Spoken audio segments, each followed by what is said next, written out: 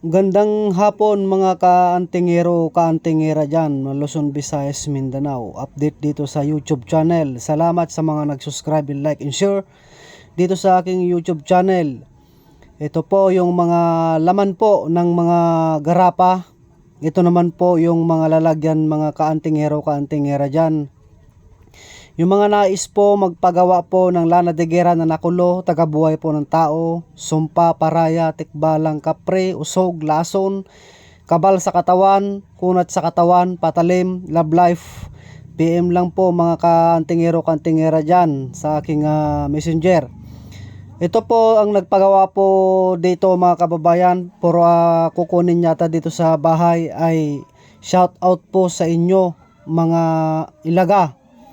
Team Ilaga po. Di ko po sasabihin po yung pangalan niya mga kaantingero, kantingera dyan kasi privacy po ng Ilaga. Siya po ay membro mga kababayan. 3 po sila. Yan. Ito na yung sangkap niya kung nanonood ka Team Ilaga. Ito po yung mga sangkap ng ilalagay ko mga kababayan. Dignum goma, kalbaryo,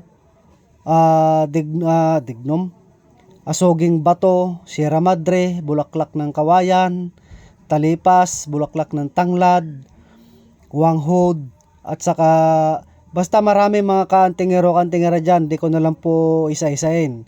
Maliban lang po dyan, may nilalagay pa ako na ako lang po yung nakakaalam para sa ganun po ay hindi naman po malaman.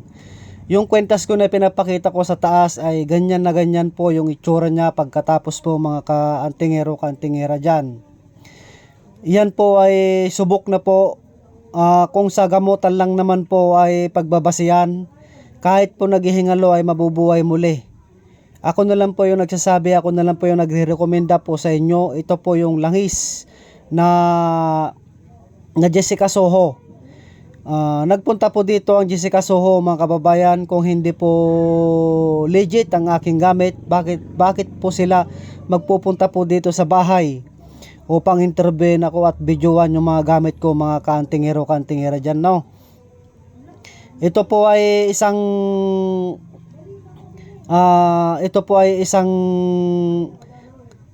uri na kalasag o gabay sa pangangatawan. Sa pangangatawan po mga kababayan ay nagtataglay po ito ng kunat po ng pangangatawan, ligsi at lakas. Basta po ito ay nakalapat sa iyong balat, sa baril at itak naman po yung kakayahan niya. Ginagawa po ito ng mga kababayan, ginagawa po ito na nilalagay po sa baywang, kinukwentas. Ito din po yung mga iginagamot sa mga pasyente.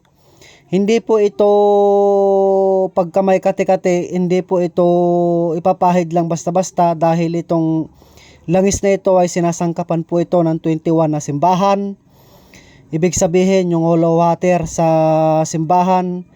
Sinasangkapan din po ito ng nyug na walang mata, 4 na mata, 1 mata, 2 mata. Yan po mga kababayan. Ito naman po mga kaantingero, kaantingera dyan, yung finished product na po mga kababayan. Ipapakita ko po sa inyo kung ano po yung bote na yon.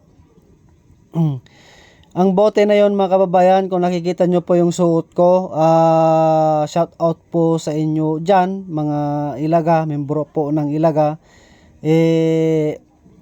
Halos 1 buwan ko po na ikinasa. Marami po na alay ang nilagay ko po dyan. Bali po ang alay na nilagay ko dyan ay nasa siyam. Hindi po ako nagkakamali. Talagang solid, siksik po, liglig po talaga mga kababayan.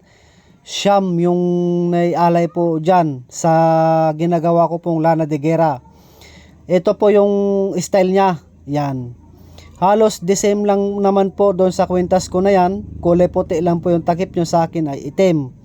Ang nilalaman niyan ay nilalaman din ng yung suot ko mga kaantingero, kantingera dyan. Marami po yan. 20 piraso po yan. Gumawa po ako ng 20 piraso. Ang mapunta lang po doon sa basilan ay 10. Yan. 10 mapupunta sa basilan.